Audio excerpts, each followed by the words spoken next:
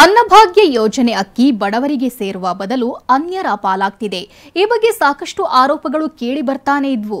ಇವತ್ತು ಮಂಗಳೂರಿನಲ್ಲಿ ಅಧಿಕಾರಿಗಳು ಗೋಡೌನ್ ಮೇಲೆ ದಾಳಿ ನಡೆಸಿ ಅಕ್ರಮ ದಾಸ್ತಾನು ಪತ್ತೆ ಹಚ್ಚಿದ್ದಾರೆ.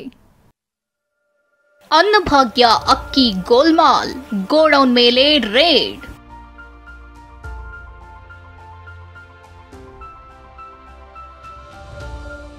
ಮೂಲೆ ಮೂಲೆಯಲ್ಲೂ ದಾಸ್ತಾನು ಚೆಕ್ ಮಾಡ್ತಿದ್ದಾರೆ.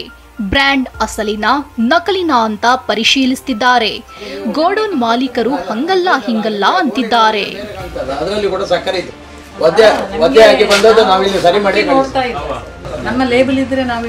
ಮಂಗಳೂರಿನ ಚರ್ಚ್ ರಸ್ತೆಯ ಇದೇ ಅನುಗ್ರಹ ಎಂಟರ್ಪ್ರೈಸಸ್ ಅನ್ನೋ ಖಾಸಗಿ ಗೋಡೌನ್ ಮೇಲೆ ಆಹಾರ ಮತ್ತು ನಾಗರಿಕ ಪೂರೈಕೆ ಅಧಿಕಾರಿಗಳು ದಾಳಿ ನಡೆಸಿದ್ರು.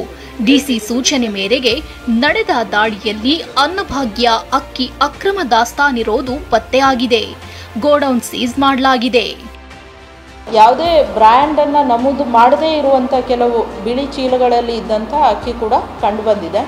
ಸೊ ಇದರಲ್ಲಿ ಪಡಿತರ ಅಕ್ಕಿ ಇರುವ ಸಾಧ್ಯತೆ ಇರೋದ್ರಿಂದ ಅದನ್ನೆಲ್ಲ ಸೀಸ್ ಮಾಡಿದ್ದೇವೆ. ಅದನ್ನೊಂದು ಮಹಜರ್ ಮಾಡಿ ಸೀಸ್ ಮಾಡಿದ್ದೇವೆ. ಮತ್ತು ಇದ್ರ ಬಗ್ಗೆ ನಮ್ಮ ಎಸೆನ್ಷಿಯಲ್ ಕಮಾಡಿಟೀಸ್ ಆ್ಯಕ್ಟ್ ಪ್ರಕಾರ ಒಂದು ಕೇಸನ್ನು ಫೈಲ್ ಮಾಡ್ತಾ ಇದ್ದೇವೆ.